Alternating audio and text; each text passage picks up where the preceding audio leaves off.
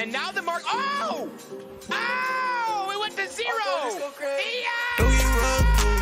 Don't get rug pulled. Don't get rug pulled. Don't get rug pulled. Don't get rug pulled. Heard that project is a trap. Don't get rug pulled. Everything they say is kept. Don't get rug pulled. Don't get rug pulled. Don't get rug pulled. Don't get rug pulled. Don't get rug pulled. Turn your savings into scraps. Don't get rug pulled. They be plotting on your racks. Whoa, whoa. We gon' know where we at. New USB for my racks. Not slipping, no, I never let. VPN changed the map. Now he know that he kept. I know he be hacking. Look at the way I check. The same way I bring racks in. That's the same way I bring racks in. Damn! That's the same way I bring racks in. That's the same way I bring racks in. Don't get rug pulled. Don't get rug pulled. Don't get rug pulled. Don't get rug pulled. Don't get rug pulled. Heard that project is a trap. Don't get rug pulled. Everything they say is kept. What's up, everybody, and welcome to FUDDERS. It's our weekly show where we talk about all the bad news that has happened in NFTs and crypto this week with my co-host BE from the Informant channel, and of course MoKnowz, the animated skeleton you see below me. What's up, BE? How are we doing tonight? Doing good. I'm glad to be here. I'm ready to do this thing. Shout out to BE. He is now over 30,000 subscribers on the Informant channel, just blowing up over there. And we got MoKnowz underneath me, the mouth of Photo Finish Live. What's up, Mo? How are you feeling tonight? Doing chill. What up, Vol? What up, BE? What up, chat? Just hanging out, man. Just ready to have myself a nice hot FUD Sunday here on a Monday night.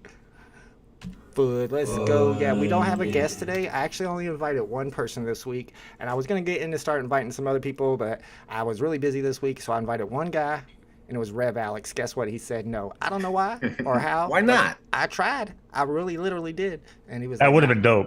Yeah, it would have been dope. You know, been it would have been nice. Interesting. Shout out to Ronnie Lido is here. We got VeVe Darklink already sending us a super chat. Appreciate you, Darklink. Thank you very much. Shout out to the OG Red Hot Snacks, Ronnie Lido. We got MoKnowz. Well, that's MoKnowz right there. Denny OC. What's up, Denny OC? Dr. Strange is here. My man, Dr. Strange. We got the biggest bro, Greedy One. Alejandro is here. Thank you guys for hanging out with us, my fellow FUDDERS and Moon Boys. We're gonna get started, but we're gonna get into a little bit of personal FUD before we get started. I did want to FUD my mechanic real quick. Now I'll tell you what happened. Last week I had some, well, for a while now I had some squeaking in my back tire, and I sent it to my mechanic last week, right? And he tells me it's $250. Of course, by the time he gets it and looks at it, it's actually $375. Plus, he says I need new tires and I need an oil change. Ends up being $750, right?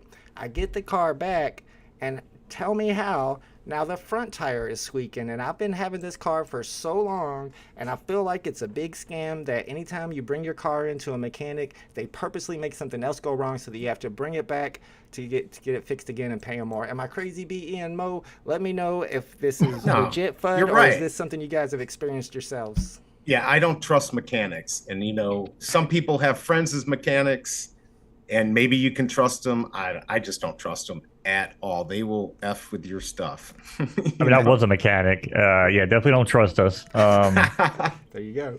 Yeah. Yeah, I mean, squeaking. What was like a wheel hub or something? Well, they said it was going to be the brake shoe, and then they said after they looked at it, there was actually the rotor, and then that was the back tire that they fixed. And then today I had to pay another $473, and then they said that my brake pad had completely fallen off of my front tire. Like, how did that happen the day that I got my car back from you, although it hasn't happened the other 3 or 4 years that I've had the car? Wait. I mean, a squeak? You talking about a squeak or like a scrape? Because if your brake pad's gone, I don't know if anybody's ever heard that sound. Like, it is gut wrenching. It's like, yeah, it was a squeak at first, and then when I got it back, then I got the squill where it was rubbing up against there, and I was so mad too because I had just replaced my brake pads not too long ago, and I kind of thought I only had them on the back. I don't know a lot about cars, but oh well, guys. I just thought it would be a good little bit of non-crypto FUD to get the day started. Shout out to Bruin88 is here with his Aston Martin badge. What's up, Flo? What's up, everybody? Thanks for hanging out with us. We got a few topics we're going to talk about, a couple of VeVe topics. You guys probably already know about the edition side stuff. Before we get into that, though, I do want to remind you guys that this Friday, there's going to be the Skin and Bone show, and this is BE and Mo's new thing they're doing. I think it has to do with cryptoids. I'll let you guys explain. Mo, can you tell them a little bit more about what Skin and Bones is all about? yeah. So Skin and Bones is based on the fact that VE is scared to stream alone. He needs someone there to hold his hand and kind of guide him through the wonderful world of YouTube and streaming. So that's where I come in. So I'm like the old bearded man, trying to take little young Padawan, right, to show him the ropes. So yeah, so Friday night we're gonna hang out. We'll do a little cubathon. Basically, we're gonna get some cubes to open. We're gonna give away some cubes to chat. We're gonna be playing some mini games. We're gonna be playing Keep Talking, Nobody Explode, which is like a bomb defusal game. So BE is gonna be walking me through defusing bombs. If you guys know how we interact with each other, that could be kind of fun. Yeah, that's gonna go well. Yeah, so yeah, so we're gonna try to go as long as we can, and yeah, it should be a good time. Maybe has something else. How are you able to give cubes to people? Are you allowed to transfer them over?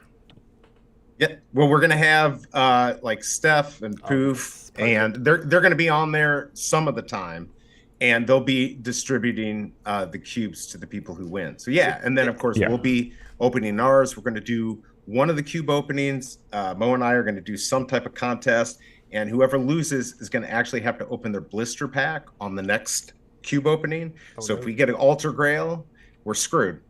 We're gonna have to open it up. Have to open it no matter what. No matter what. I don't want to necessarily say that you're screwed if that happens, because if I got an Ultra Grail, I'd almost want to open it because you get such a bonus whenever they play the mini games. Like you have your power level is going to be full bar, so I guess it's not too bad. But you're probably right. If I had one, I probably wouldn't open it. But the way you guys are doing it, though, I like that. This is going to be a Cryptoids event on Friday, guys. Here's the date and time again, so make sure you're checking that out. Is it going to be on your channel, BE Informant? Yes, it'll be on Informant. There it is.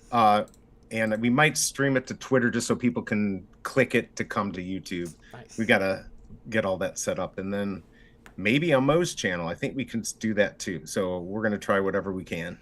That sounds fun. Let's go. Red Hot Snacks is in the house. He is actually at jury duty right now, which I thought was wild. Ooh. He says, I always go with used tires myself. I usually do too. I almost always get used tires. They only last like 3 months, but this time I already had my car in the shop, and I was like, let's just get it all done. Shout out to Shankster's in the house. What's up, Shankster? Let's go. Denny says they stole your front brake pad so you'd come back 100%. I guarantee that's exactly what happened.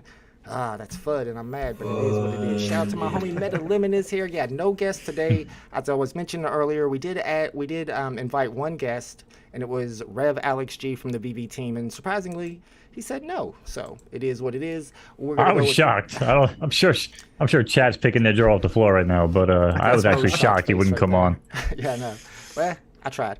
You gotta try. That's the only way you can find out. So our first topic, though, is going to be edition sizes, of course. That's kind of the big topic in the VeVe community right now. If you guys have not been updated yet, they have moved the edition size of the blue and white logo from 1,111 to 1,204. So they added some more.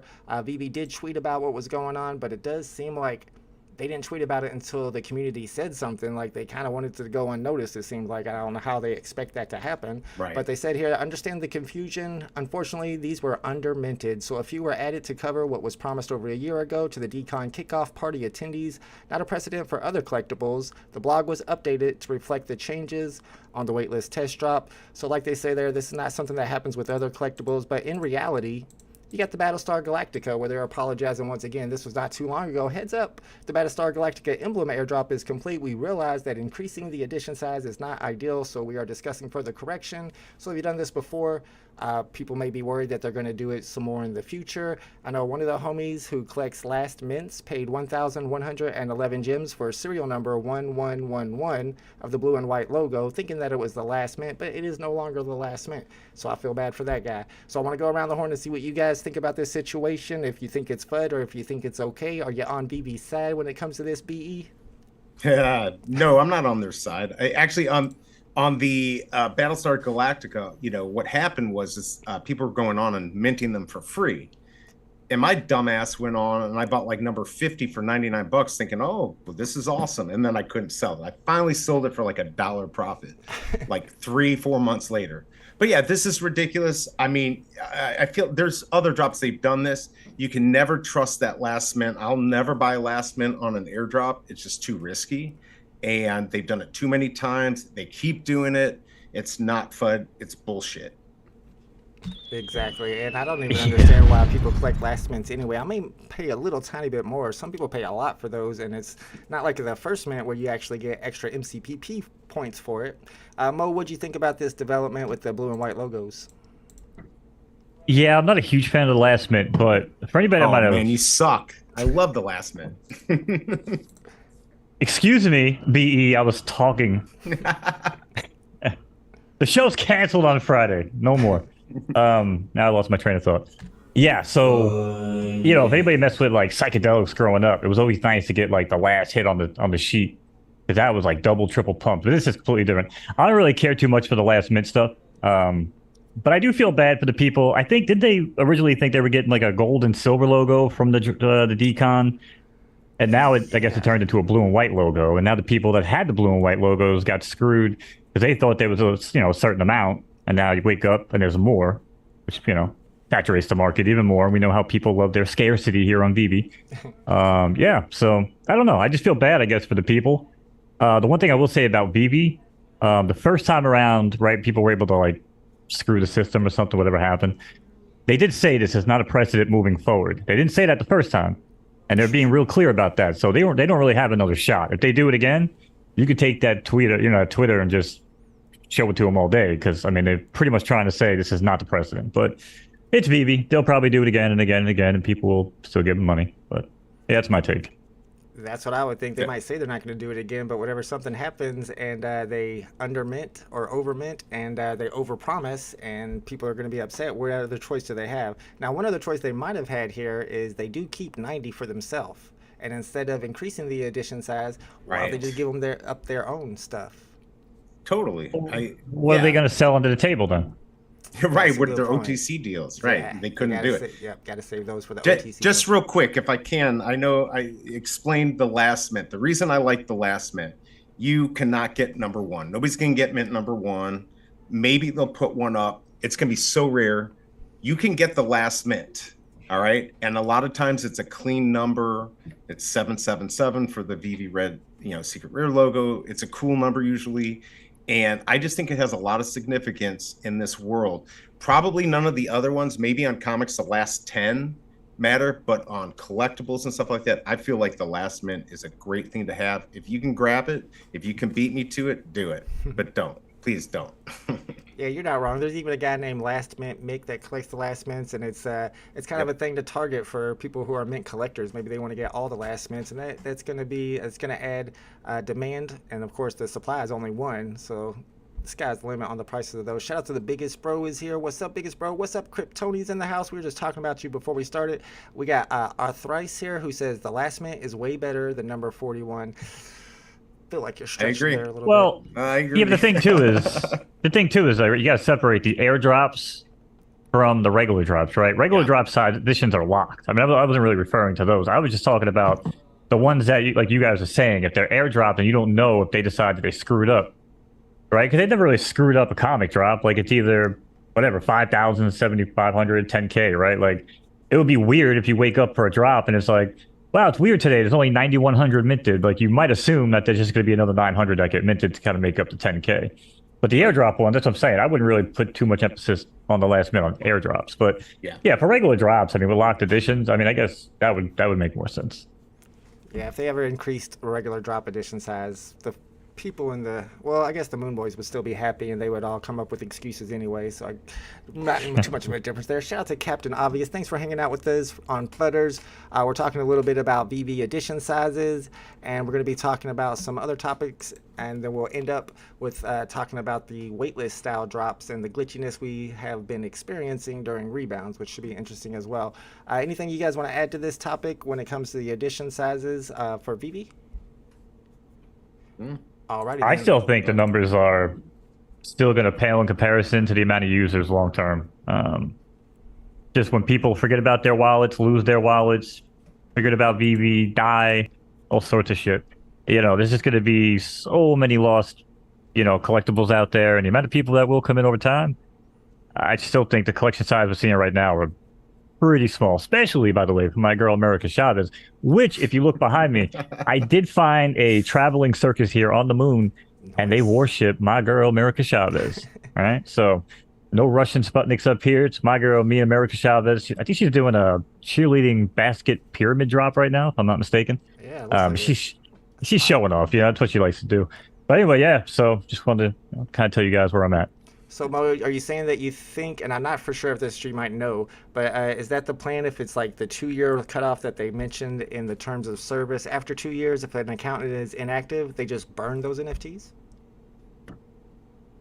I mean, that's really going to depend on what they feel like the right thing to do. I don't know if they're allowed to burn NFTs, but if they did, that would be awesome because we can keep track of that in the metadata. That would be the better way to do it. However, I don't know if they're legally allowed, but then again, what if you're just going to lock them out after 2 years anyway? What's the point of not burning them? I'm not necessarily sure that's the way they're going to do it, but I would appreciate it if they did because we could be able to see it in the metadata and that would change edition sizes and make things more scarce than they were before. True. Yep. Yeah. That's what I'm saying. 2,400 American Chavez is out there, boys. Get your hands on a white can. That's not bad. Tony says the edition size should be in stone and should never be compromised. I said this back when they changed the FA tags to FE. Yeah, that was a big ordeal for sure. This should be off limits to even VeVe. Biggest Bro says the amount of changes we that went to the decon pre-party have went through for them to still screw up. That's true because y'all were supposed to get different logos in the first place, and it was so long ago. You guys finally got them, and then when you get them, everybody's mad at you because it changed the edition size. So I feel bad for you guys. Kind of got the short end of the stick there. Shout out to my homie Smart Buy says Waitlist is good. They just need to fix the rebounds. Yeah, we're gonna be talking about the rebounds because they are super glitchy. But before we do, let's talk about this article that came out about Sega recently. If you guys aren't familiar with Sega, the video game brand, they'd been talking about getting into Sega. that's what it sounds like whenever you load up Sonic or any Sega game really. But they've been talking about getting into the Web3 space. However, just recently they're saying that they're changing their mind. They're still investing in NFTs, but they're going to keep all their biggest games away from the blockchain.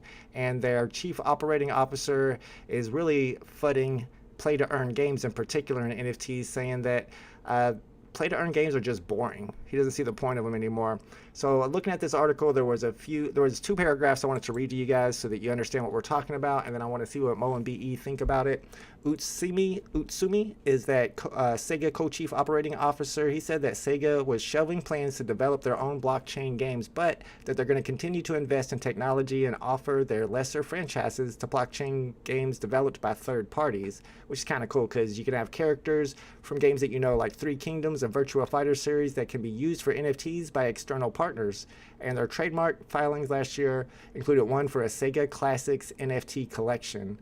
That sounds pretty cool. It sounds like they're going to have almost Sega's own PFP collection, or maybe they'll have utility, but they're not going in with the games because they're not digging the space. You'll see what they say right here about it. Since then, the cryptocurrency bubble has burst, with most NFT projects dropping to a fraction of their previous valuations. Tell me about it. That decline in value is because NFTs are poorly secured, energy inefficient, and fundamentally pointless certificates that demonstrate ownership of universally ugly JPGs. Apparently this is an opinion piece because dang, they went hard on that last line. That was the last paragraph of the piece too.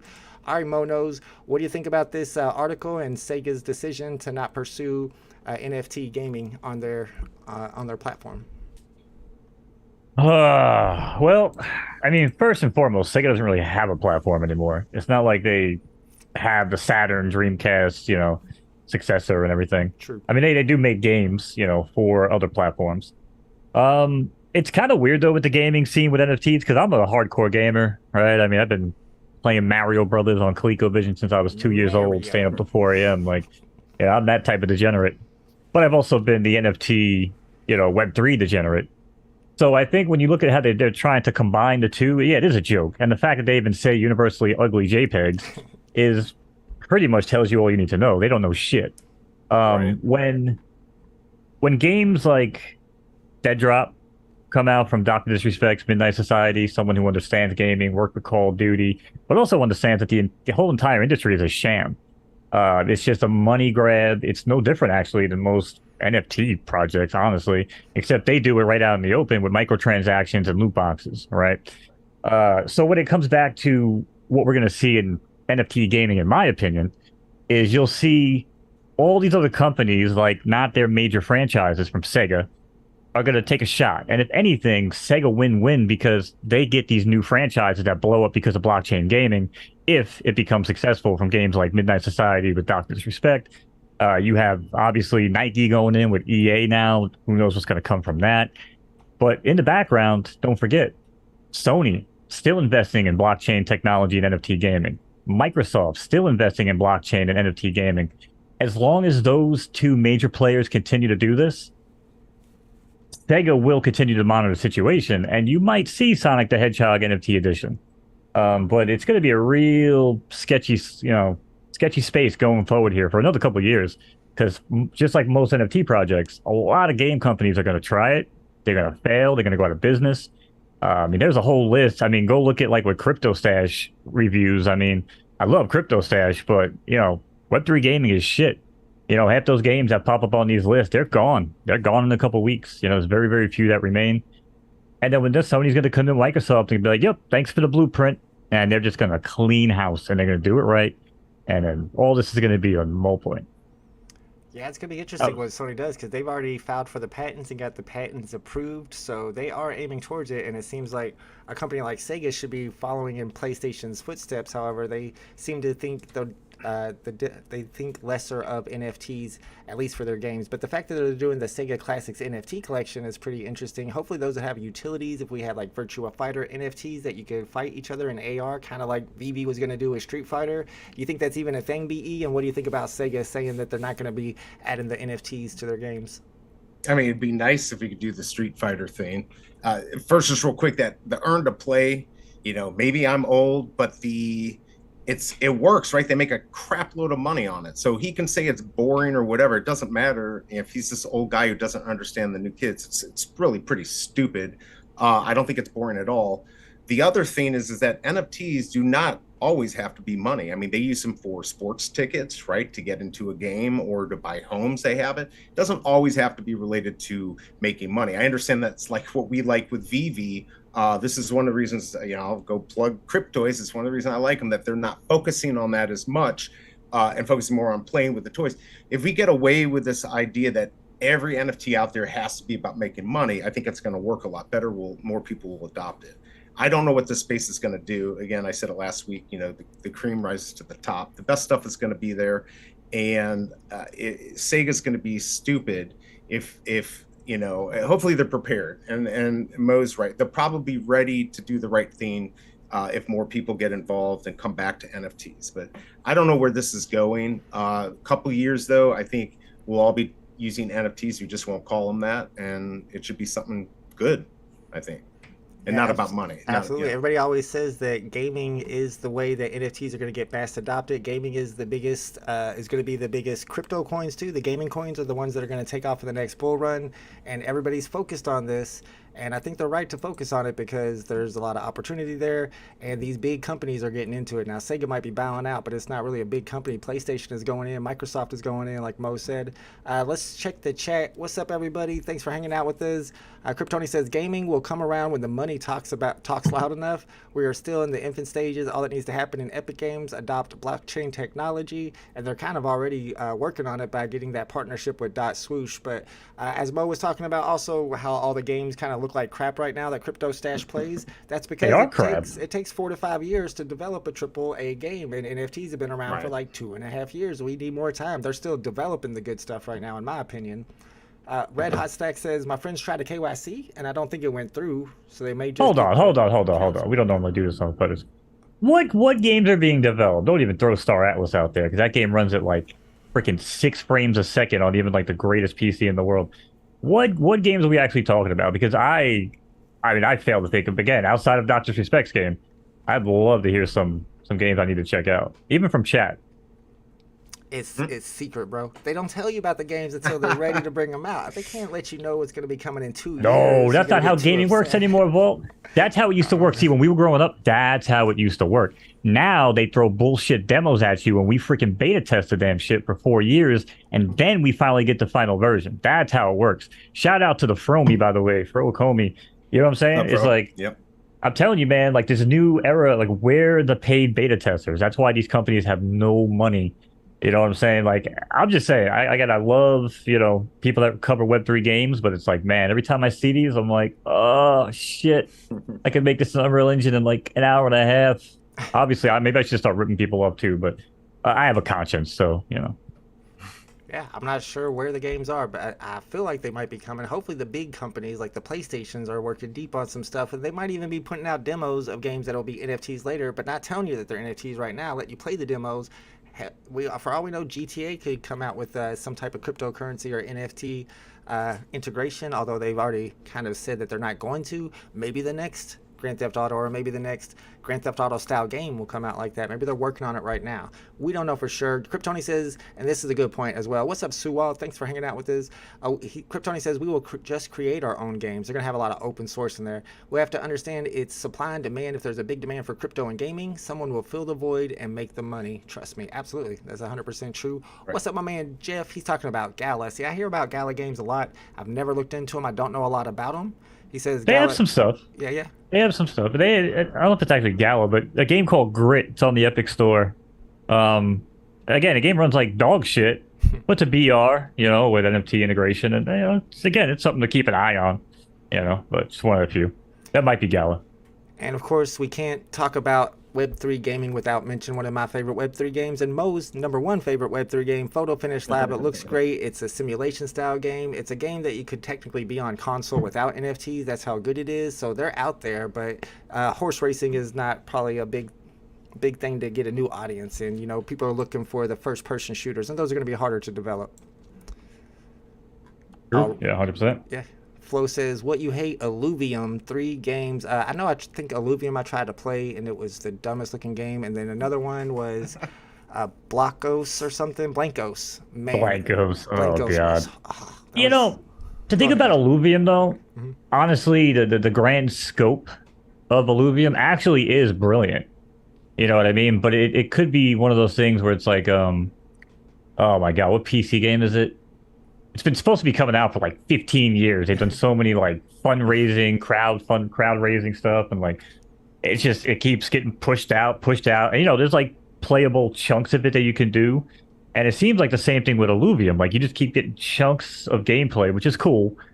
But man, until they string all this shit together and you get like a fully functioning game, I don't know. I just can't take it serious. But Does it have to look good, right? Like kids today with Minecraft, even Roblox, although that looks okay. I mean, some of the best games I played were 30 years ago and didn't look that great. I think it's right. If it's good gameplay and we can have NFTs involved in it, I think that's great. I mean, I'm okay with that. I feel like the kids today just don't even care how it looks. That's 100% true. My kid is 12 years old, and all he plays is Roblox. And I look at his game, and it's like looks like pixelated stuff. So if all it is gameplay, I feel like they should have accomplished that by now. I think that the fact that it's involving NFTs and cryptocurrency scares people away, and you only got old people playing it. How are we going to bring the new people into it? One way, of course, is not to call them NFTs. They got to be digital assets. But even that, I don't know if they're going to be able to handle that. Like you said, it's got to be attractive. It's got to have good gameplay, and it's got to be able to bring its own mass adoption. Shout out to Billy Bob Bitcoins in the chat. Let's go. We were talking about edition sizes earlier. We're going to be getting into MetaMask scams here in a second, and we'll be talking about some more VeVe stuff. And my favorite topic to FUD, ElmonX. Shout out to Captain Obvious says, I expect Web3 games to be low quality like the first Atari games. Compared to the Call of Duty games, my expectations are low. That's FUD, and we're going to get a FUD for that one. You're right, but it's still FUDdy. Kryptoni says, if Grand Theft Auto started selling their items and accessories for ETH in a marketplace, that's what I'm saying. But also Fortnite as well, because Fortnite's already getting some a little bit of partnerships with Web3 companies like .swoosh. What's up? Actually, there is a Grand Theft Auto Web3 version coming out, and I think it might actually be on Epic Games. But again, they talk about it so early on, and I haven't seen shit. It's something like Mafia game where you own property, you own like districts. I guess you could buy hitmen or whatever.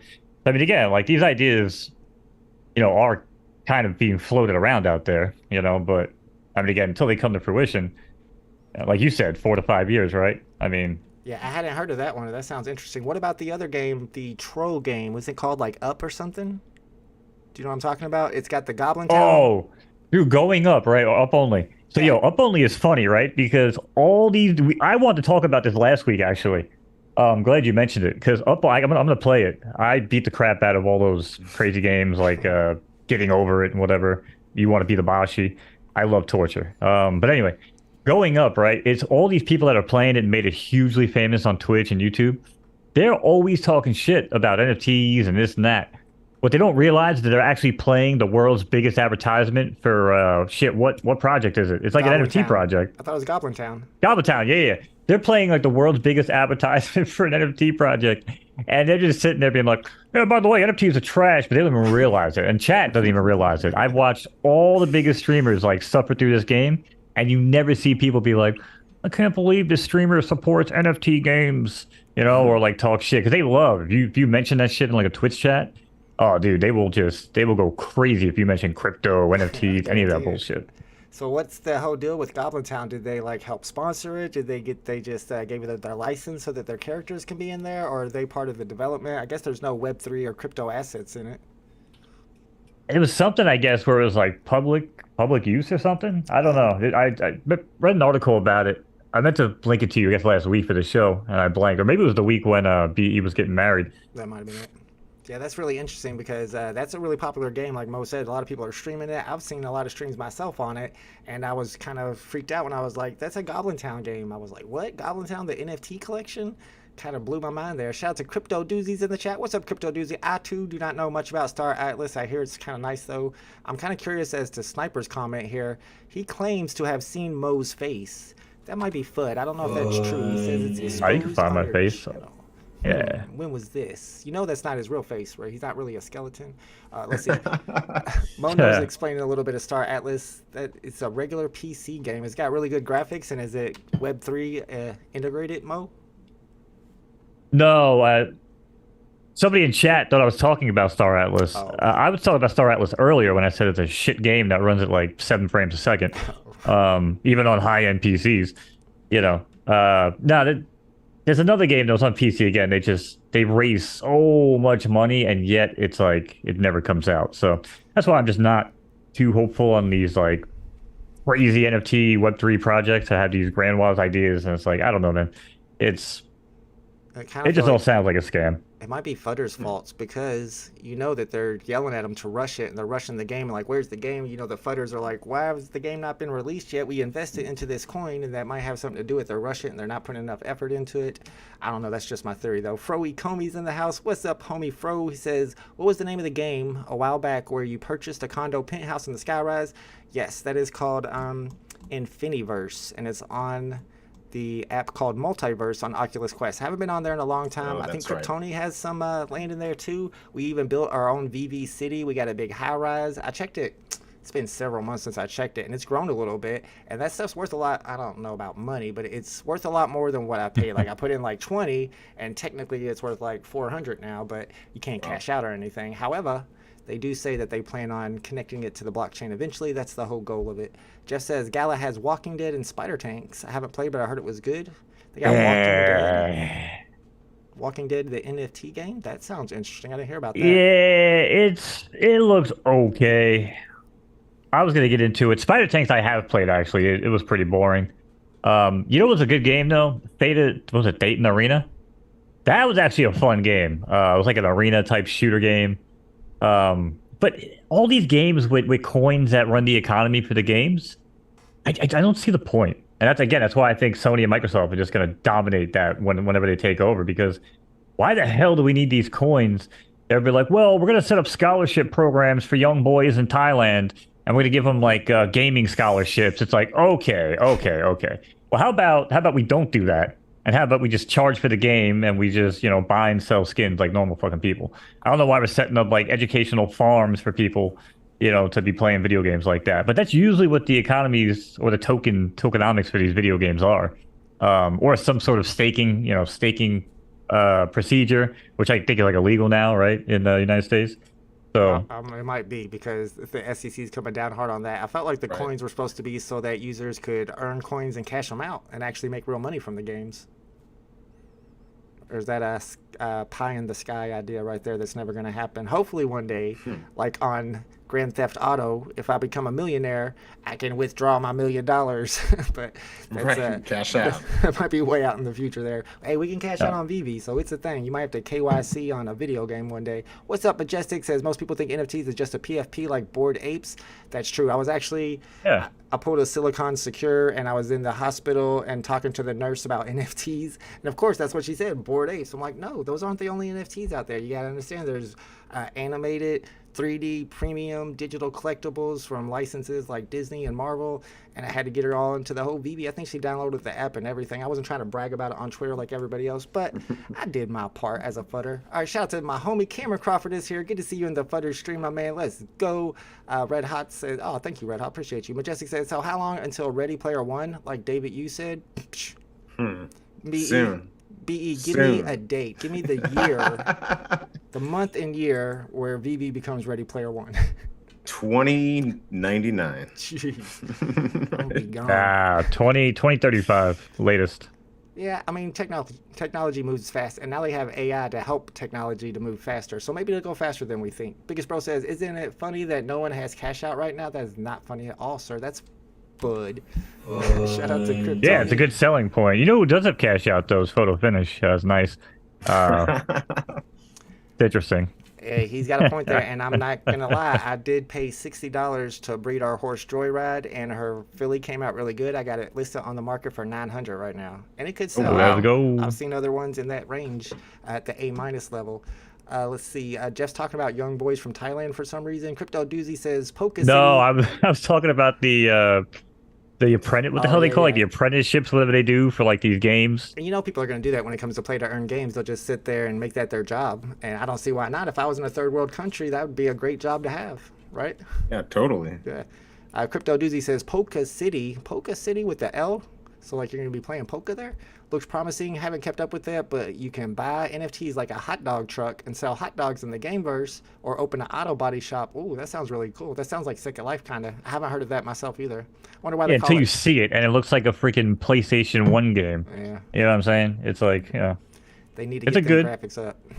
Good ideas though. Yep. So Wu says staking without consensus is pretty dumb.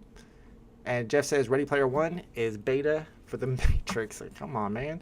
I'm not trying to get into the Matrix, dude. I'm not going to take the red pill. I'm taking the blue pill. All right, let's move on to the next topic. We're going to be talking about Mo's favorite topic, scammers. I know we talk about this a lot, guys. We actually had one of the only homies, actually, I think one of my subscribers who wanted us to talk about this today. And the main reason is, and this is not the person who asked me to talk about it, but this is what I first thought of, was my homie J Kill. J Kill's an OG. I think he's been in the game longer than me. Not only is he a well on VeVe, he's a well on ElmonX, he's a well on Terra Virtua, he's a well on all these platforms, and he's also a well on OpenSea. He's got lots of good stuff. He's also well on VeVe. I think I said it wrong earlier. And he, as you can see here, got hacked. And he said he clicked something that he didn't know what it was. It looked legit, and now he's lost all of his collectibles on OpenSea.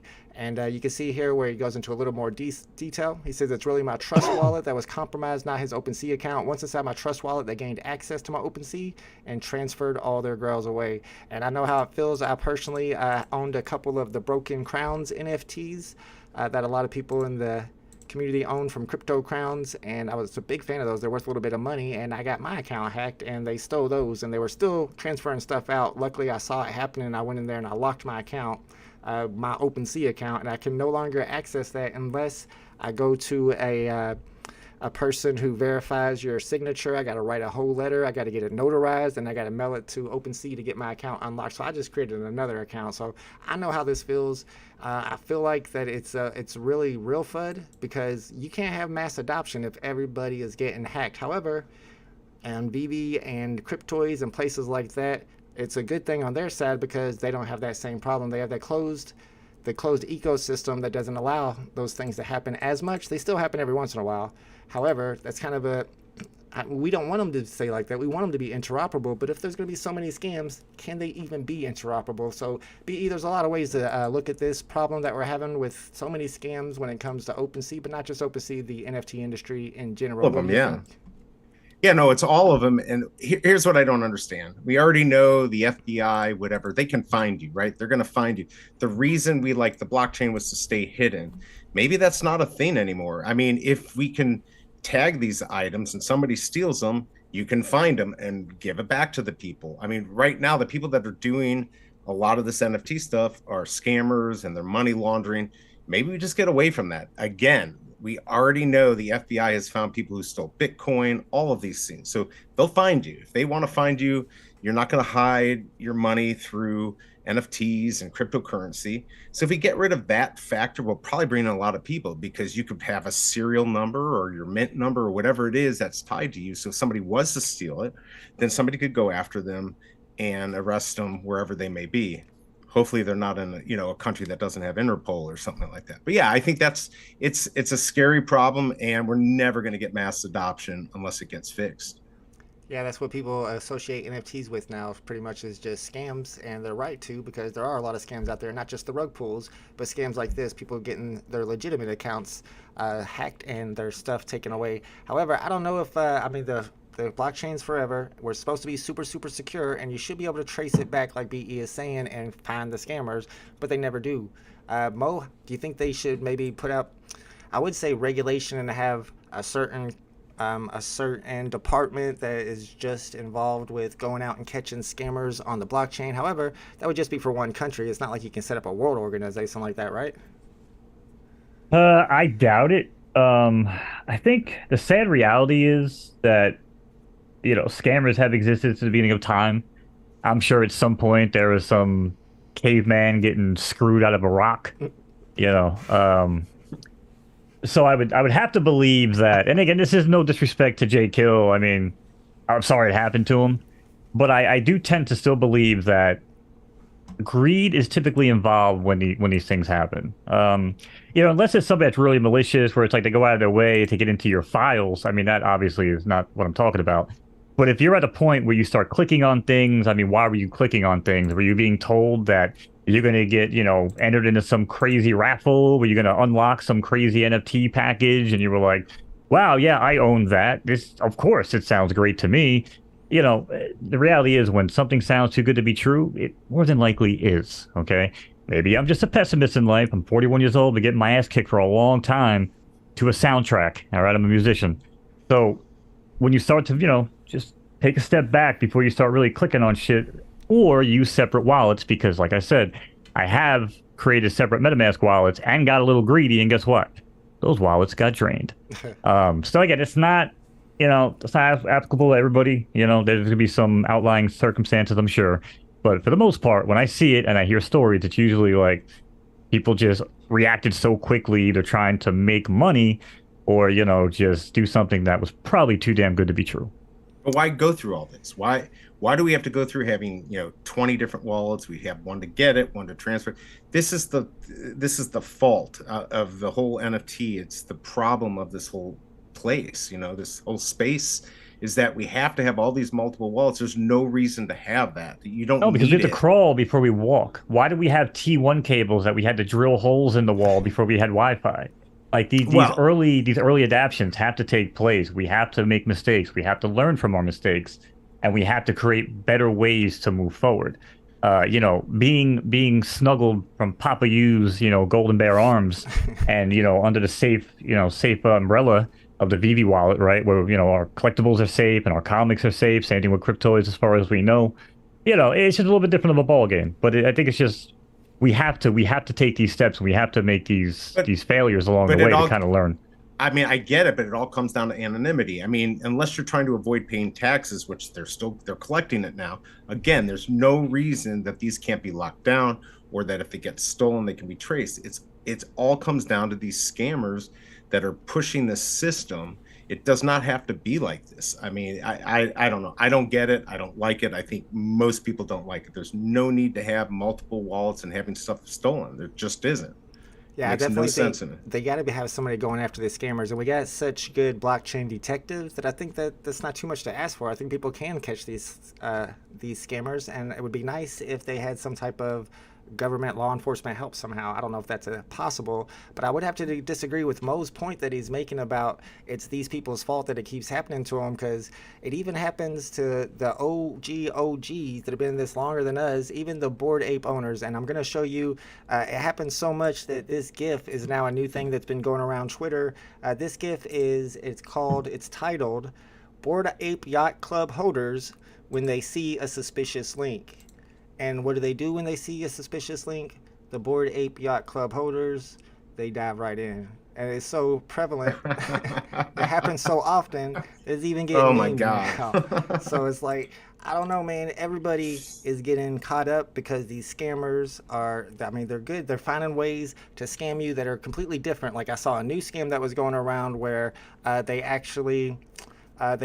what happens when you revoke something? They put it to where you have to revoke it, and then when you revoke it, that's when the scam happens, which has never happened before. It's a brand new scam, and this is all through MetaMask as well. So right, but what are you doing in there to begin with? That's my point. Like, if you're just doing your normal thing and keeping it on the up and up, why are you even doing this revoking shit to begin with? That's always my point. It's, once you're into it, obviously. And Bored Apes being one of the biggest ones, I'm sure that guy has targeted attacks on all of his accounts on a daily basis. True. And you see it in Discords happen all the time, where the main community members get hacked, right? And listen, it happens to me in Photo Finish, right? I was helping out as a moderator. You know how many random ass DMs I get for people just trying to like social engineer information out of me? Yeah. Right. I mean, it's you put together little pieces of information, and you can eventually get login information or some sort of verification, which then you can like post in Discord. Hey, to all of our, adoring fans, here's a once in a lifetime offer, right? And then what happens? Like, oh my God, this is from the official Discord. They go in and they click it, just like the little thing you put on your screen. And what happens? They get screwed. So again, if it sounds too good to be true, just take some time to think about it.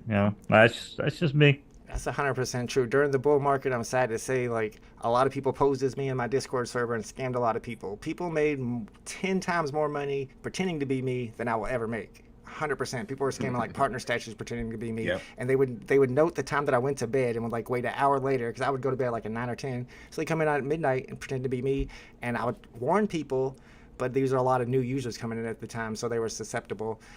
Shout out to Kid Arcade's in the chat, unfortunately, because we're about to talk about ElmonX. I'm sorry, Kid Arcade, if you could just... bad timing, bro. Oh, no. Before we move to ElmonX, let's see what the homies in the chat are talking about. Majestic has got to make a good point here. The government's not going to do crap, so if they need to arrest that girl by the name of Logan Paul, people are saying Logan Paul needs to get arrested because he got caught up in a little bit of scams. Denny LC says, I get at least 5 scam calls a week. Dang. That might be your phone. You need a new phone number.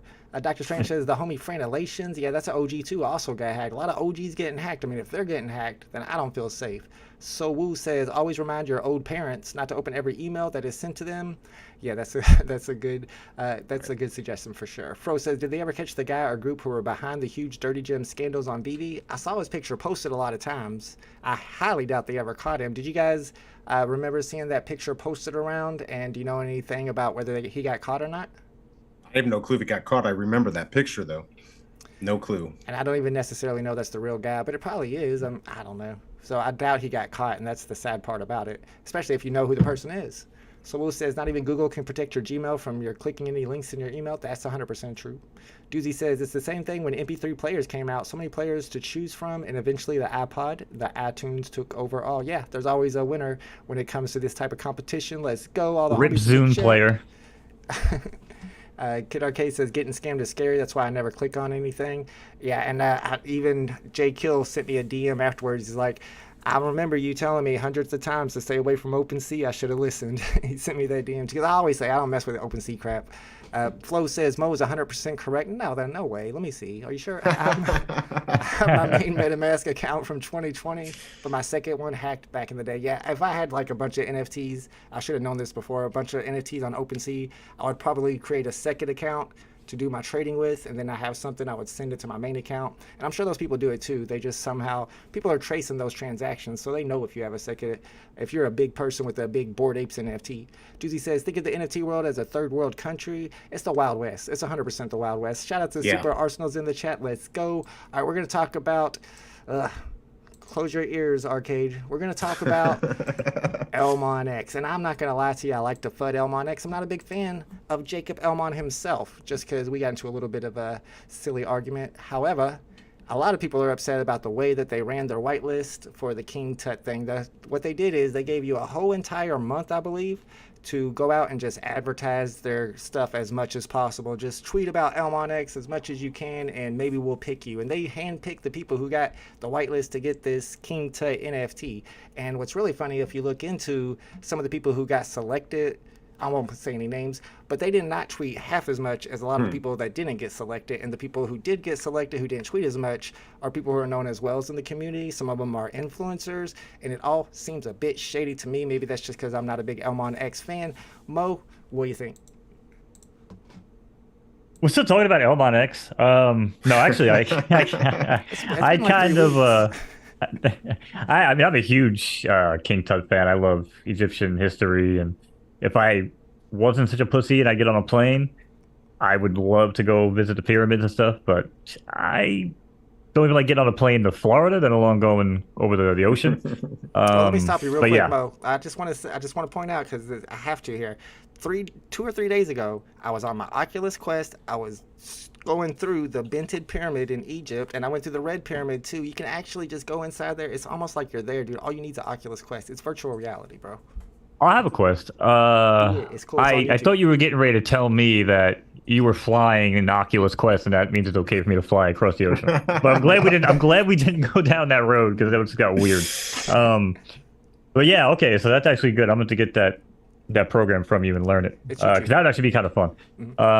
But yeah, I love Egyptian history. I would have liked to have gotten the King Tut, but I actually spent most of my time helping out any of the homies I saw on Twitter that they were like, hey, you know, whitelist me. Although, you know me, guys, I'm still advocating for a fight list. All right, if any companies out there want to work with me on a fight list, or we could do some sort of battle royale experience where we just beat the crap out of each other in the last 300 standing, you know, get the drop, right? That'd be kind of fun. Thoughts? I'm sure ElmonX will try. They try every possible ways to make a whitelist that they can. What do you think, BE? Yeah, I mean, look, if they want to make people jump through hoops to get on the whitelist, and I don't know much about this, were they just not fair about it? Like you said, some people did a lot more and still didn't get chosen. I mean, there should be some rules and some, you know, you get so many points for this. That's crap. I don't do ElmonX. I did the Patrick Hughes. I did a drop. What were they before ElmonX? I forgot what they were called. Starry Night was a good one. That's the one I got on the drop. And then they, of course, the Mona Lisa. The Mona Lisa, right. So I did the Patrick Hughes a long time ago, but I just don't do it. I'm not going to jump through hoops. What did that end up being worth? That's a good question. If you know Kid Arcade, let me know. Or are they not even on the market there yet? You go. VTail. Kid Arcade got right. what it was called. called. And if you guys know what the price is of the King Tut, and also the Thinker. The Thinker's another one, and I'm curious on how these are doing on OpenSea. I have no idea. I haven't been paying attention. I've always said that it looks like really cool pieces to me, but I don't know if I necessarily trust their licenses. BE, do you trust their licenses over there? I mean, how can they even have I don't get how you can have a license from, you know, for something that old. I mean, who right? Like, how can they have it? They're just saying they've got something. It sounds like BS to me. Well, I've researched it a little bit. It's this company that does professional scans, which makes sense for the art, but are they professionally scanning King Tut's helmet and the Thinker statue? Maybe they are, but it's the license to the scan of the items. So the scan is what's like. So, okay, so if you have a picture you make, and Kid Arcade made no more, but it's art, right? Like, you took that picture, you should get paid for it, but they don't have the right to be the only one who takes that picture. And what are you going to do in 10 years when they've got, like, you know, 500,000 K pictures, right? Like, it's just going to get better and better. So I don't get it. That's true. I wonder how the current Mona Lisas on ElmonX would do compared to a second drop of Mona Lisas that were maybe animated or something crazy like that. Of course, first on the blockchain, it's probably going to have priority, and then ElmonX is probably smart to be getting this stuff out on the blockchain before anybody else. So maybe that Mona Lisa first on the blockchain is still going to be something special. However, there are other Mona Lisas on OpenSea. They're just stuff that people put together themselves. I don't know. Mo, do you think that ElmonX's license on Mona Lisa, which is really the license on the scan, is any more important than the Mona Lisas that people create themselves and put on OpenSea? I mean, beauty is in the eye of the beholder. You know, people are sheep. Whatever people are told, that's what they'll do. Yeah, if people want to say that, you know, it's going to be the same thing with VeVe and, you know, Disney collectibles down the road, if and when, you know, they come out again on other blockchains or other platforms, right? Yeah, it's just going to be whatever people just kind of get on the same page with. Oh, actually, hold on. I got to take that back. Because this world will never get on the same page with anything ever again. Yeah. Now, I just completely destroyed my whole argument. No, I don't know. I think long term, I think they kind of did it first. So people always look at them as like the standard, you know? Yeah. And as long as it looks really good too, and theirs does look really good because it's professionally scanned. Shout out to the OG Butt Thompsons in the chat. Let's go. But when it comes to the way that they do their wait list, I really don't like the fact that they're hand picking them. And like BE said, is there some type of method to their madness? Are they going in and counting every single tweet, every single reaction, anything like that? I don't know for sure, but my guess would be no. They're just hand picking the people they like that say the nicest stuff about them. I don't know. Seems kind of. Well, it is kind of weird. That is definitely kind of weird. Right. That's like, you know, throwing a high school party or whatever back in the day. Yes. And being like, well, you can come. Yeah, all right, you're invited. Yeah, fuck you, nerd. Yeah, you can show up. You know what I mean? It's like, come on, man. It's like it's kind of childish, really. But yeah, I think something that's fair for people, you know, would be way better off. Yeah, I think Yeah, 100%. Yeah, I think they can do the whitelist better. I don't like it at all. And plus, it clogged up my stupid timeline. Like, I didn't pay attention to it the first week or two, but after like 3 or 4 weeks, I'm still seeing ElmonX. It's like, wow, is ElmonX really this popular? Oh no, it's for the whitelist. Like, come on, guys, y'all are literally shilling on my timeline. Go away. All right, let's move on to the next topic. Another VeVe topic that I wanted to talk about today. We're going to talk about the glitchy drops. And when I say the glitchy drops on the waitlist drops, we switched from whitelist to waitlist now. The waitlist drops, we're talking about the rebounds in particular. When it came to the booze door drop, and I'll get your guys' experiences too, because I want to hear what happened to you. When it came to the rebound, we know that the rebounds on these waitlist drops start at the 15-minute mark. When it came to the booze door drop, the booze activated door, I was sitting there waiting for the rebound. The button never popped up. I was also watching the Nothing But Bangers live stream during the drop. His button never popped up. But some people's buttons did pop up and they were able to get that rebound. And then, of course, we had the Hulk #1 rebound that just happened. And a lot of people were able to click in to get it. It said processing order. Some people were getting the green trucks and everything, and they didn't get the rebound. So, BE, what do you think's going on with rebounds? What were your experiences on those last couple of drops? Have you been able to hit any of them? Yeah, I actually hit both of them. I've not been able to get rebounds forever. So sometimes it's because I already own one and I haven't sold it. But that Hulk one I went for, right? And I damn it, I got it. It said buy now. I hit that fucking button. I'm like, yes, I got it. And then I got the big fuck you error. So yeah, so that pisses me off because nothing I like better than getting screwed. So I don't know what's going on. They just have problem after problem. How hard is it to fix this? I mean, I don't know. Maybe we should give them a little bit more time to fix it because the waitlist is kind of new, but at least come out and apologize and tell us what the hell happened. Yeah, I've always said that their waitlist is very well made. It seems like they got the best waitlist in the industry. You compare it to like DC Palm or I guess I've done one waitlist drop on ElmonX that was really glitchy as well. But of course, now when we're looking at the rebounds, now we're starting to have a problem, and it's changing every drop. So I don't know if they're working on it or if it's just super glitchy. Mo, what kind of experience have you had going for the rebounds on these waitlist drops over on VeVe? Well, I got the red and white logo. So like the early ones were pretty good for me. I didn't really. Did I go for the Hulk? I don't remember. I don't think I did. But I got really good FUD. I'm gonna FUD the sun real quick. Because the other day, my boy dragged me out to go do some soft wash, power wash. Biggest job he ever did in his life. I'm out there in the freaking dead heat doing basketball courts, playgrounds, freaking moving furniture and shit. And anyway, so we were in a spot here on Long Island where I had no phone service. And that was booze door drop day. And man, this isn't a waitlist glitch. This was just a Verizon cell service glitch. But man, it took me like, I started this whole process at exactly 10:25, trying to get logged in, get everything going by 10:30 to join the wait list. I was like, yeah, I just need a moment, bro. Let me just join the wait list. This new drop system's easy. And then 40 minutes later, I'm still sitting there trying to get this freaking service to load. It kept on like loading me into VeVe and kicking me out. I know it wasn't VeVe's fault, but holy shit, man. That was my experience with the booze door drop. But then, yeah, everything, the Hulk drop was pretty good for me. I think I talked to you about this on day one, Vault, where it felt like the 5-minute drops or 4-minute drops, or rebounds rather. You still get the reservation and you can let it go, right? You can hold it or let it go. But these new ones, it just seems like it's just open pool. Whoever actually goes through that shit quickest, you know what I mean, gets it.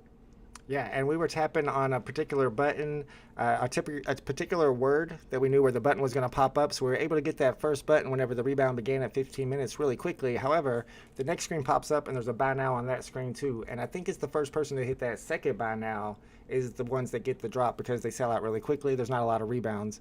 And it's interesting to see that other people were getting rebounds later on in the stream after the 15-minute mark. For some reason, people were saying they were getting them at the 26-minute mark and the 30-minute mark. So I'm wondering if after the 15-minute mark, is it now another 4 minutes where they do another rebound? Because at the 15-minute mark, there's going to be a number of people who go in to get the rebound and are able to get it, and there's going to be a small number of people who don't complete the purchase. So there's going to be another rebound afterwards. So we're still doing a lot of experimenting, but whenever it's super glitchy like this, it's kind of hard to figure out what's going on, right?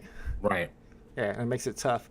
Shout out to Kid Arcade who got 3 Red Hawks on the drop. I've been seeing you talking about Red Hawks going to pump. I got to tell you, I don't think Red Hawk's going to pump too much because whenever they release the next Hawk, I expect the next Hawk to be more scarce than the Red Hawk.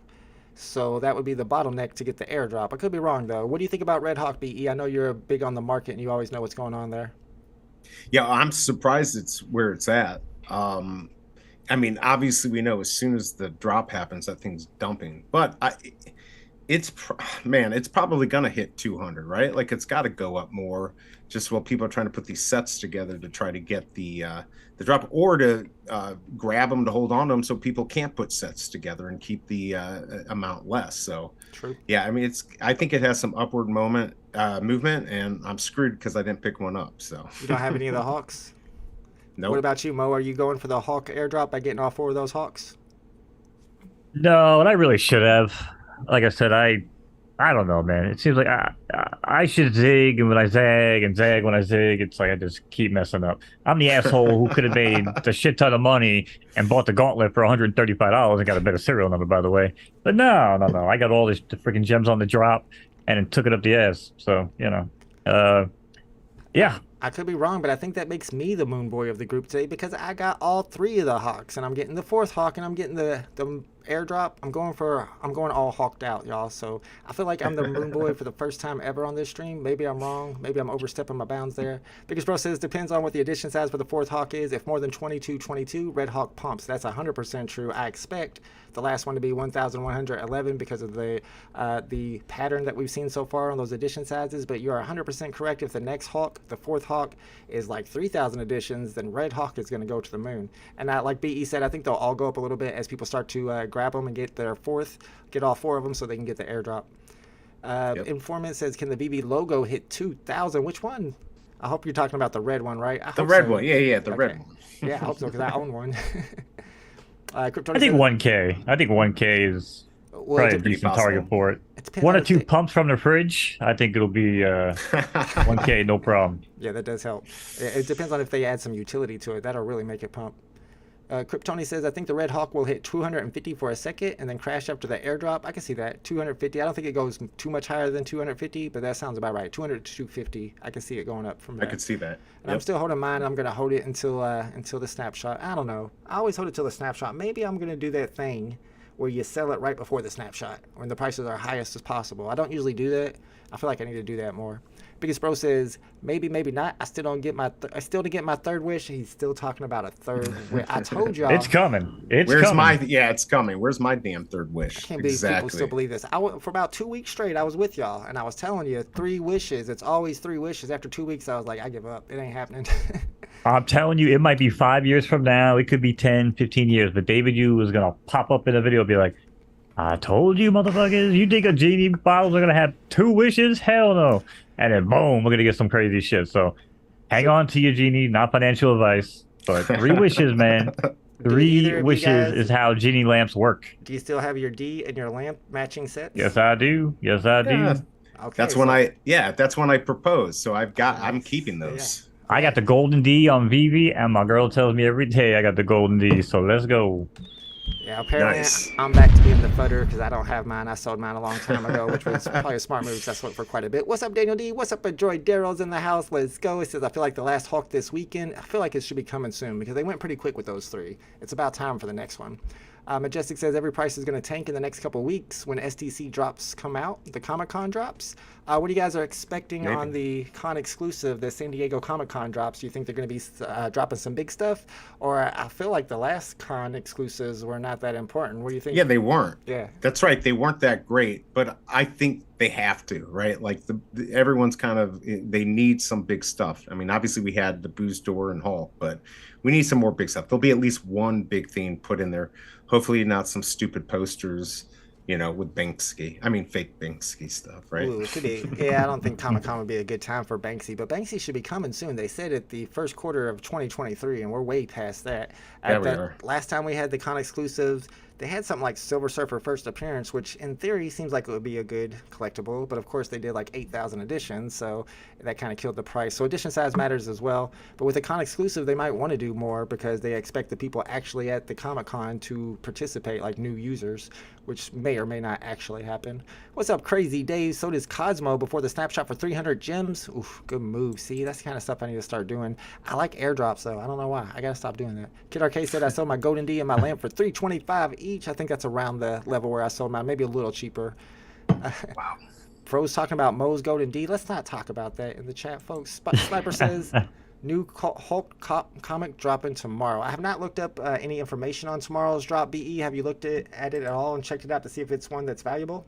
It's not valuable. I didn't do a review of it. It's not very valuable. There's a 9.9 for like 580 or something, but the 9.8, it's just not very valuable. I don't really care about it.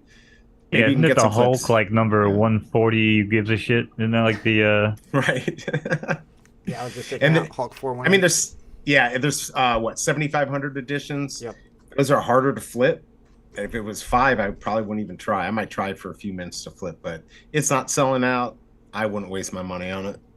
I'm kind of glad. You know what they're I'm gonna do? I'm gonna flip my pillow. I'm gonna flip my pillow and go back to sleep. Right. I'm not waking up for that shit.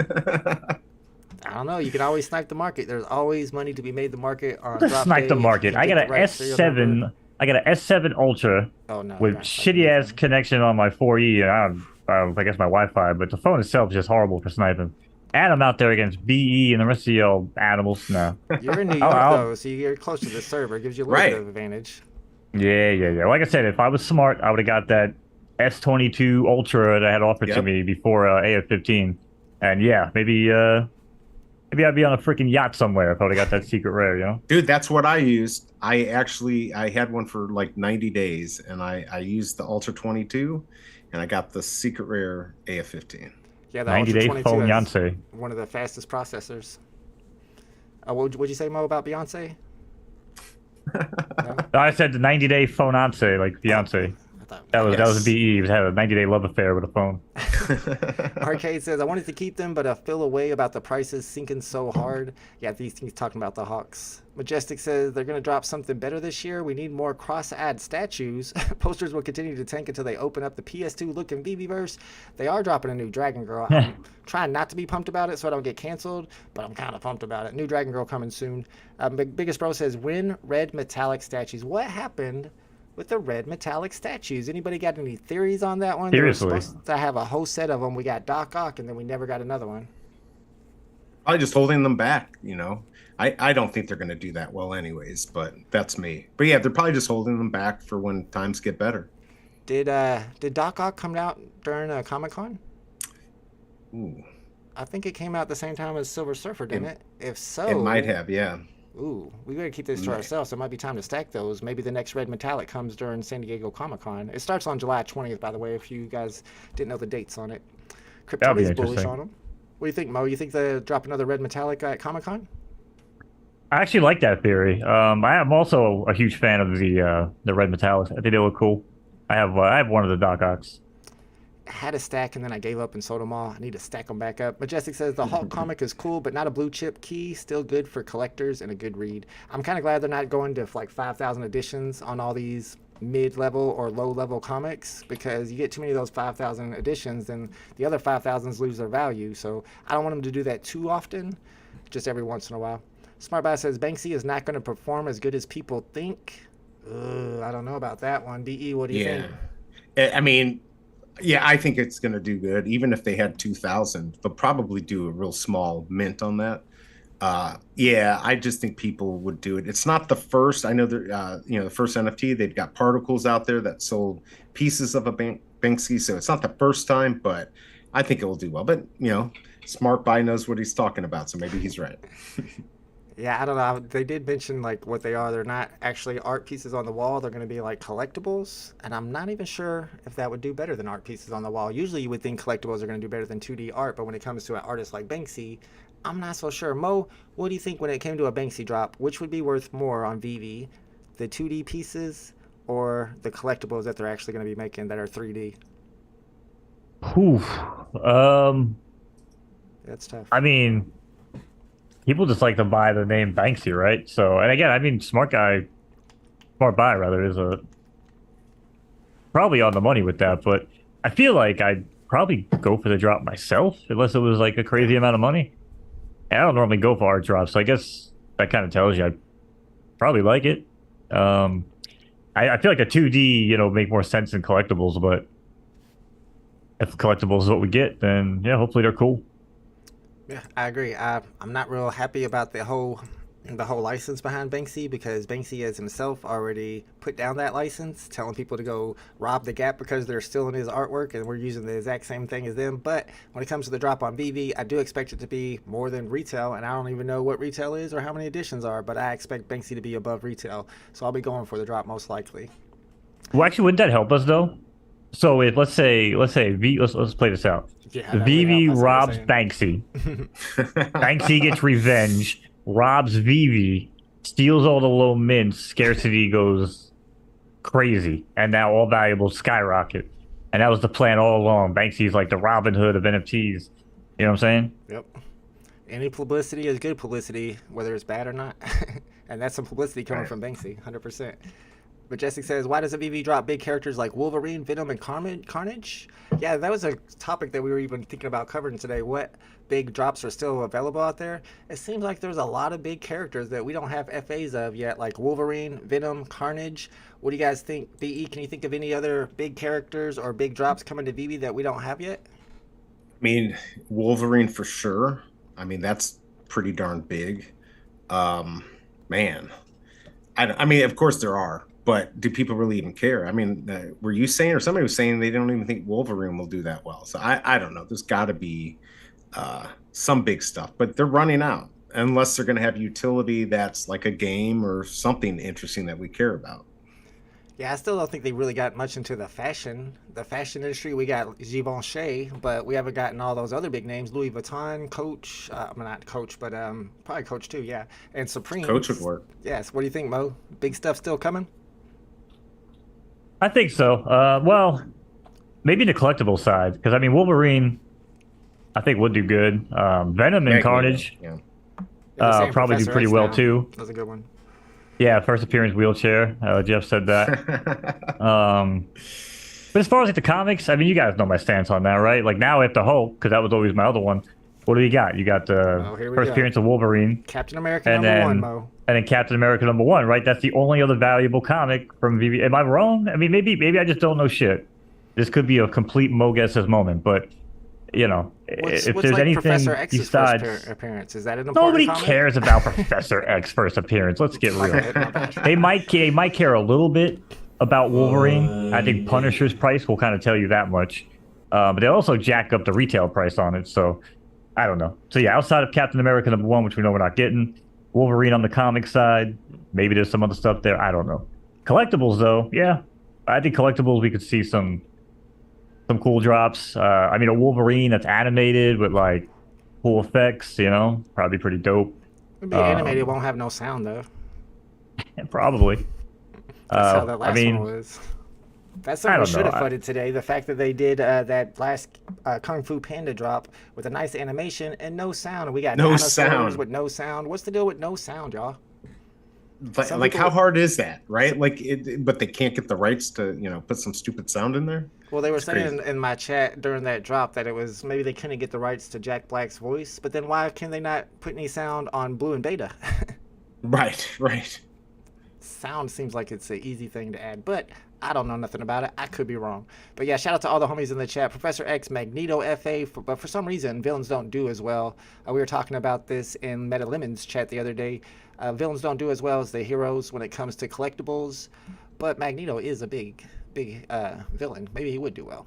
Kryptoni says you can't be anonymous and complain at the same time. Yeah, he's talking about how Banksy is non-existent but is able to complain. He's got his own Instagram, I think, is the thing. And all artists have their own Instagram. But is it really Banksy's Instagram if you don't know who Banksy is? It could be a fake Banksy saying that they're Banksy. How True. do you know? That's a good question, Kryptoni. SmartBot says most FAs, they wanted to do 3 editions, static plus animated, but the market is not right now. Ooh, that's a good point. So they're not releasing them. They're waiting until we have more users so that they can do 3 animation or 3 different editions instead of something like Silver Surfer where there's only one. Mo, do you believe that theory is true?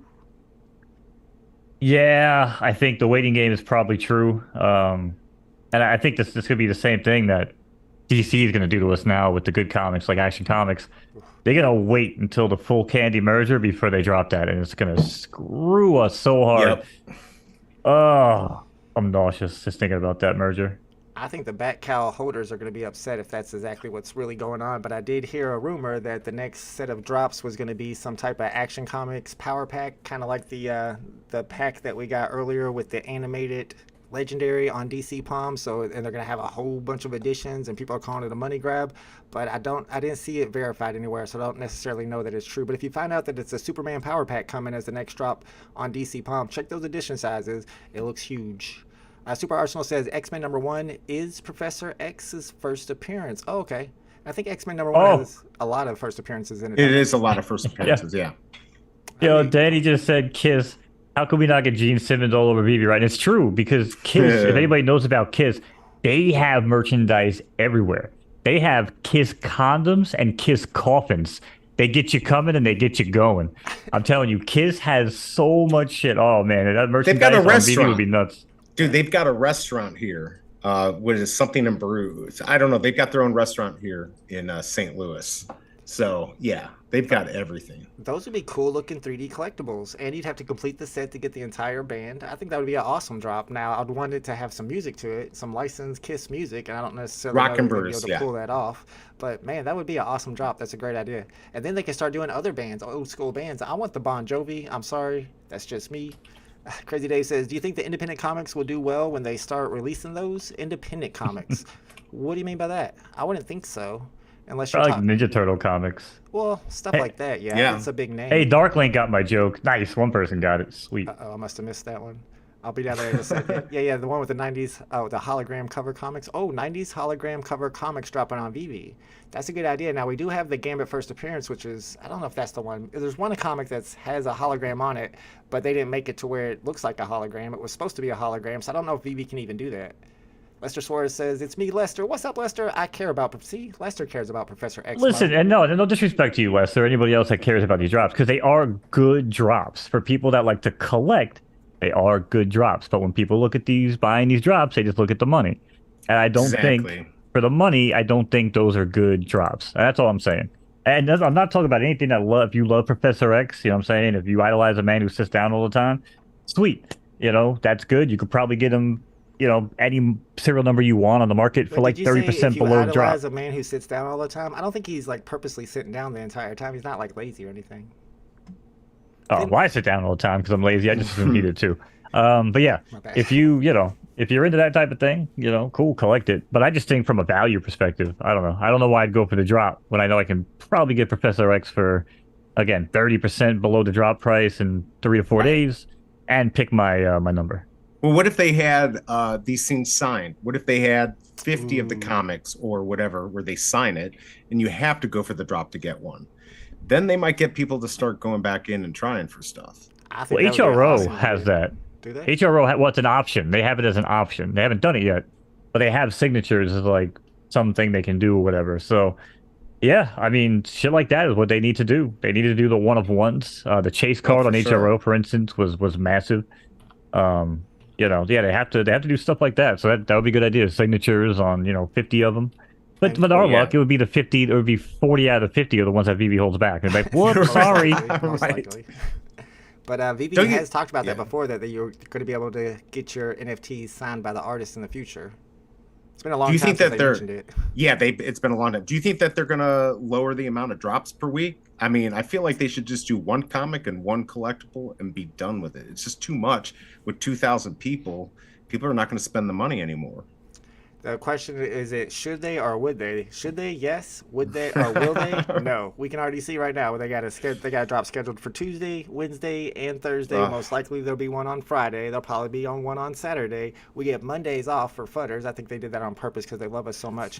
But for some reason, they just keep on dropping stuff. And like you said, it's taking liquidity out of the other NFTs on the market because we're not increasing users and not everybody is still putting money in. But we're all going for the drops because we can just flip stuff and get the gems. And the flipping is really just overall going to be bringing prices down as it has in the past. Right. At least that's the way I look at it. Shout out to all the Kiss fans. I think they're saying Kiss songs. I don't know any Kiss songs, so I'm sorry. SmartBuy says, I want AC1, DC27, and other good comics drops in current market early. Benefit should, yeah, I agree. We should get the benefit for being here, for being back cow holders. I think we'll get that benefit. I just think we won't have the benefit of ChromeGate. I think we'll have the early access, but I think it's going to be just like they did with Stranger Things, where you had to and the same thing that HRO does. You hit the button, you register, you wait for the email, you get one shot. There is no ChromeGate anymore. And that's what I think they're going to wait for, unfortunately.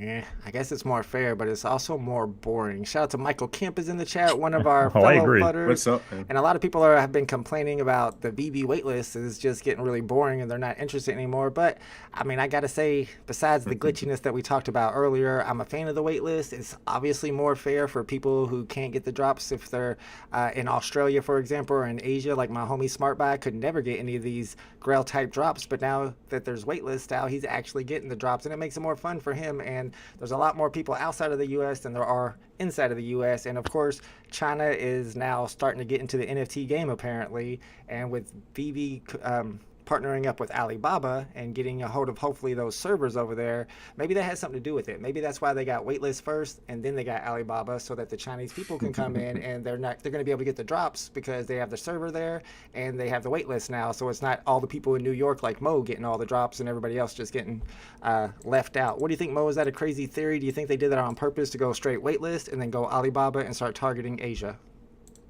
It's a absurd fucking theory to think that I get all the drops because I have gotten zero on VeVe, by the way. Again, I know it's my own I know it's my own fault. I know. Yeah, I mean, I think it's definitely seems like the move, exactly like you said. They need the servers there, right? They need people to connect to something. So yeah, if they're gonna have the wait list, I just think it's such bullshit, man. It is boring. Like every drop now. Like first it was like, well, guys, we're gonna do it on collectibles, and everyone was cool with it. And then it was like, they did, I guess people cried after the Hulk wasn't a wait list. And then it was just like, all right, well, we're going to redo the entire plan now. Now everything's a wait list. And yeah, it's boring as shit. But if you were in the VeVeverse, right? Like, let's say you're in the VeVeverse, you're there half hour early. We got Vault up on the big screen in the middle, because when VeVeverse is getting up and cracking, they're going to support Vault and have his stream up in the middle of the VeVe, square or whatever the hell they call it. So we could be hanging out watching Vault, and maybe like 10, 15 minutes in, could be a random time every day, every drop.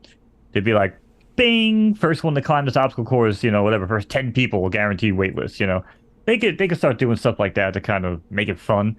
And by the way, VeVe, that one's free. But the fight list you got to pay me for, because I already got that trademark. But yeah, I mean, again, there's things they can do to kind of take away the boredom of it. But I do agree, current state, it's absolutely boring. Yeah, I think the VeVeverse gives them a lot more options for things for people to do while they wait for the drop. Scar says, are we talking about the comic of Professor XFA or collectible? Because the comic is a Grail? Really? We were wondering if that was a Grail. Well, I guess it's X-Men #1, and that's one we don't have on the app. We got giant size X-Men, I believe, but not X-Men. I could be wrong. Am I right? I think you're right. That's right. I'm not a big comic guy. Shout out to Biggest Bro says, remember wishing for Lambos. Lambos was supposed to be a Grail. I don't know what happened. People are like, win Ferrari. What's the point if Lambos don't pump? I mean, I felt like that was the number one to pump. But then again, That. go ahead. Okay. Okay. I was gonna say other stuff like Luke Skywalker just went wild. Miles Morales. It's just that we got the superhero people that are on the app. We don't have the real men. I mean, the car guys. Yeah, and the Luke Skywalker one actually surprised me. The Miles Morales, not at all. I mean that is, in my opinion, outside of the partner statue, would be the other one I actually want in my collection. But that going invisible shit, that thing's dope. Like that NFT is sick. Absolutely. But the word Grail, it's just got to stop getting used, man. It's like you ever have your homies, you ever have your boys, you bump into them, and it's like, bro, I met the woman of my dreams, man. She's perfect, man. She's so hot. She's so cool. Like, bro, you just told me about that like 3 different women in the past 6 weeks. You know what I'm saying? Like, it's just short-minded, man. Like, it's just everything's a grail, and then it comes out and it's like, it's trash. It's trash. Right. So Very true. I don't know. It's just weird. Maybe maybe X-Men #1. I'd probably collect it. No, I mean, it's probably got to be up there, but I don't think it's anywhere near right AF-15 level.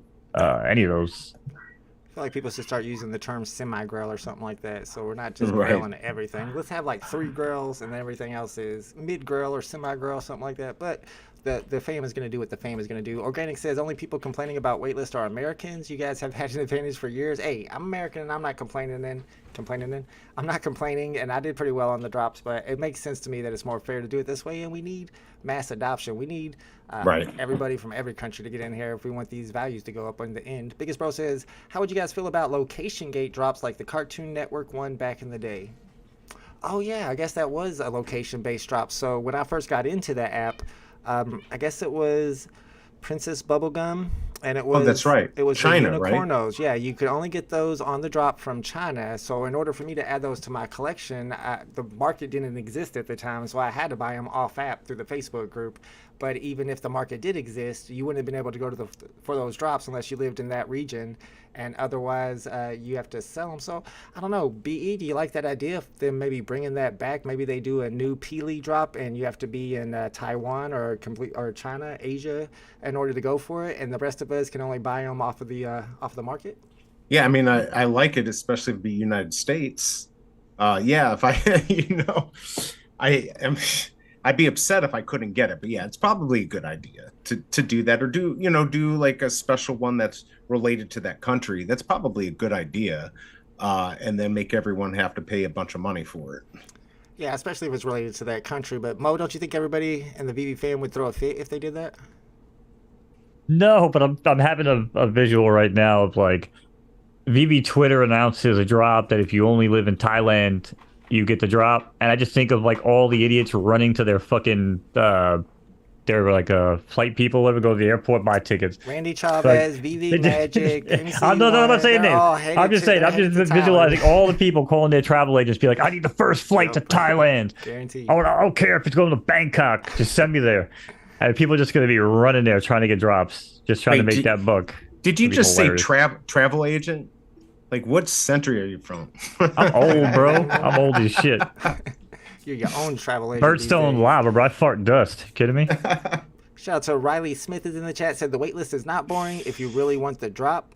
I mean, it's not boring if you're watching the VeVe Vault live stream or upset OG Vault. No, you ruined it. You ruined it for us, by the way. You stole 5 minutes of our precious not knowing. 4 minutes. You stole 4 minutes from us. Apparently, they patched that. There was I used to have 4 more minutes of hope. There was an update, and now it's not. The dropping soon gate isn't working anymore. People who have the clock and it still says coming soon are still getting the drop. So I think they fixed that. I could be wrong. Oh, okay.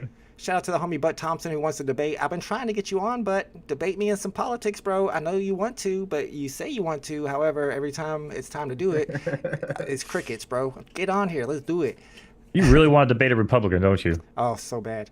Crypto Doozy says, stupid question. I'm new to the VeVe world. Can you explain what a grail? Oh my goodness, what a grail is? It seems it's not the same here as it is with Cryptoys. Mo, can you explain what a grail is? No, I can't. Well, I mean, yeah, I can, honestly. I would say something that, like, had a huge impact on, like, the future and, like, shaped the future. Again, like Action Comics #1, obviously. You know, the Marvel Comics #1. You could probably even go to, you know, the Batman 15. stuff.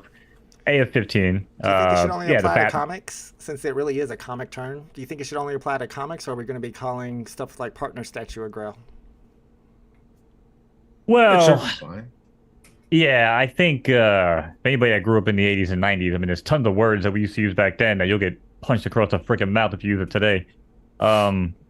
You know, so I mean, yeah, people will use new words for it. I'm sure Grail will carry over to collectibles. Yeah, and if it did, I think partner statue would be one for sure. Do you agree with that, BE, that definition of grail?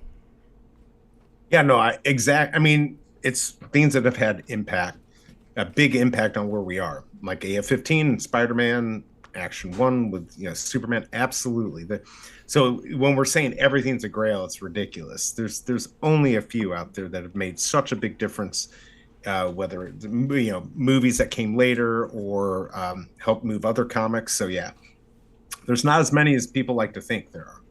And to me, edition size matters a little bit too, because if you look at something like the Spider-Man first appearance collectible, it could be a grail if there wasn't 800,000 editions of it. Right.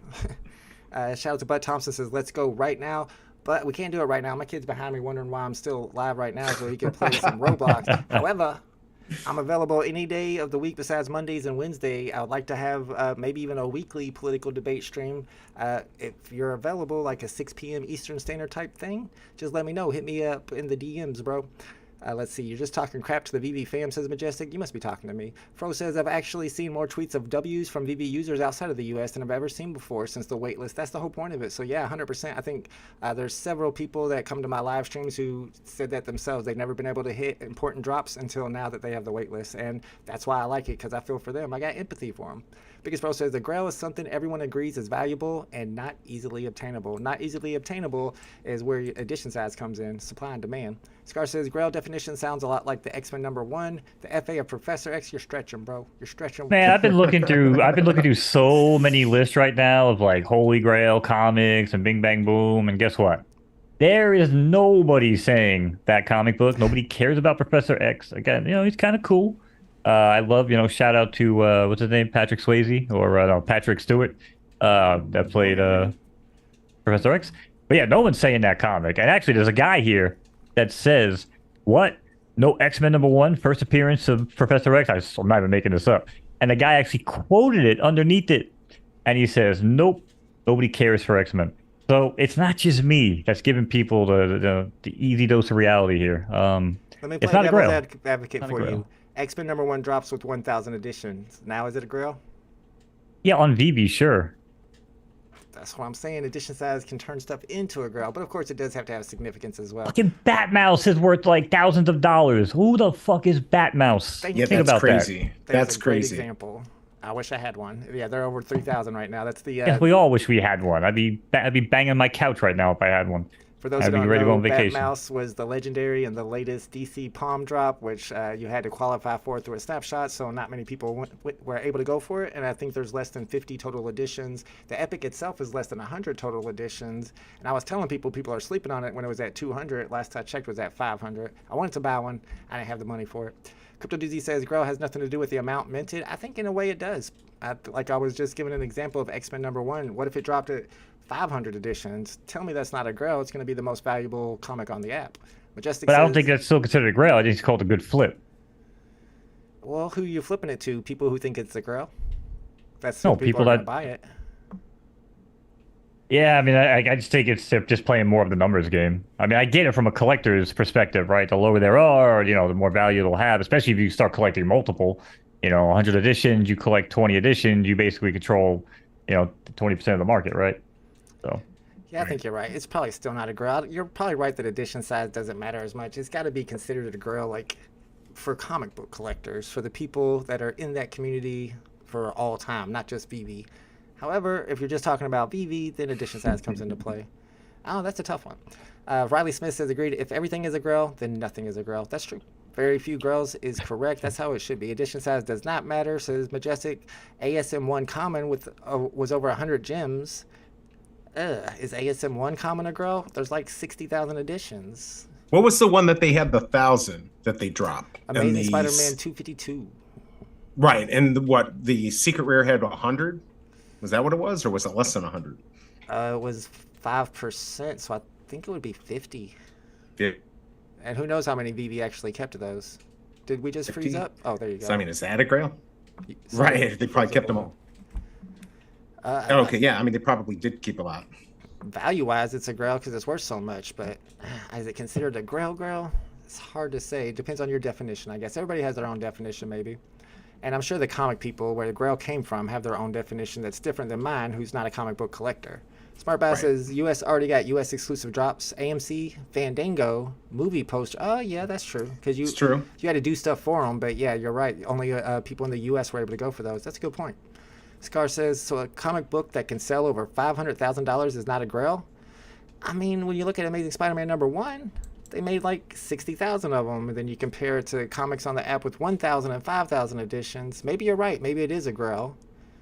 I don't know. Maybe it's not when it comes to VeVe because of edition size. It depends. I guess everybody gets to set their own grails, and that's ones they collect most likely. Dub Dollar says, I mean, they're not wrong. 9.6. I mean, yeah, 650K. I mean, that's definitely no joke. But yeah, you know, and looking at the value and then looking at all the lists and stuff, it is a little surprising. You don't see that on the list more. But again, I mean, would VeVe drop that with a low edition count, right? Yeah, that would change everything. Dub Dollar says 5 total Batmouse sales so far for an average of 2K each. I'm wondering who's buying those, but shout out to the people who were able to flip theirs.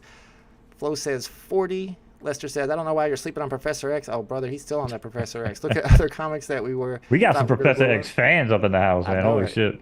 Majestic says Professor X is like the top 5 strongest mutants. He can't even walk. And then why, if he has telekinesis, can move anything with his mind, why don't he move his legs? I guess he'd have to concentrate him on the whole time. Scar says, keep sleeping on X. Oh, my goodness. Yeah, the X-Men #1 stands are in the chat. We'll remember this whenever X-Men #1 drops. We expect you all to be hardcore going for that grail because we can tell how much you enjoy it right now. All right, like we usually do at the end of our FUDDERS live streams, we do these every Monday. If you enjoyed it, be sure to come back for us next Monday's FUDDERS at 6 p.m. Eastern Standard Time. And at the end of our FUDDERS show, we like to go around the horn and ask everybody what it is that they're actually looking forward to this week. So, BE, is there anything in particular that you're looking forward to this week in the NFT industry? Oh, yeah. That's the stream on Friday at 6 p.m. Eastern, the Cubathon. I'm super excited about it. What about you, Mo? I bet you that's your favorite, right? Yeah, let's go with that. I'm looking forward to it. Should be fun. Yeah, over on BE's channel. Other than that, I am looking forward to finally getting out of this Flash or whatever freaking event that we were in, the Flashpoint event. And I don't know if they released the information on the new comic for the week, but did you say it was we said it was like the bag, right? They were saying the Superman Power Pack, the 3-pack, but that's not confirmed. I was hoping, like you, that they would drop a new Grail. Of course, we shouldn't be using the word Grail as we just said, but a new semi-Grail or something. Hey, if it's Batman #1, actually, I think I think it was just Superman Appreciation Day or something, because I got a whole bunch of Superman cards on HRO for free, just for holding stuff for Superman. So maybe we will get, Action Comics #1. They should reward us for all the bullshit we had to put up with, like freaking bat mice and aqueducts and all this weird shit that I've had to watch for the past 2.5 weeks. Yeah, if they want that's what I'm looking forward to. They definitely need to be bringing on some better drops. I want to go 5 or 6 weeks with no grails or nothing that's really attractive to people. But then again, they did have Superman #1 with variant covers. You never know, that might have done better than they expected. Apparently, Abdallah says they've already sent out a hint for the comic that's dropping on Thursday, and usually people will see those hints because it's an outline of the cover, and they'll be able to figure out what it is pretty quick. So we should know by the end of the day what it is that's dropping on DC Palm, and I'll say that's what I'm looking forward to this week. However, I am also looking forward to the Skin and Bone streams. Let me show that graphic on the screen one more time in just a second. All right, maybe I won't. Here it is. Boom. Skin and Bones, guys. They're going to be live on BE's channel, The Informant, on this Friday, where Cubathon. They're going to be opening Cryptoids cubes. They might be giving away some Cryptoids cubes, so make sure you guys are subscribed to BE's channel. The link is in the description, and we'll see you guys there. I appreciate y'all hanging out with us for this Fudder stream, and I appreciate you, BE and Mo, for doing such a great job with your commentary tonight. Thanks, everyone. Appreciate Thanks, it as always, man. Yeah, thank you, sir. Yep. Thank you, chat. Thank you, BE. Thanks, everyone. Thank you, John Boy. And a big shout out and thank you to Michael Campa, who just sent over a big super chat. Says, great stream, guys. Let me know so I can join the stream on Friday to open some packs as well. So there you go. We already got a guest for you guys on Friday's stream. Let's go. Perfect. Go. Appreciate you guys. Thanks for watching, and we'll see you on the next one. Later. All right. Peace. Bye. Peace.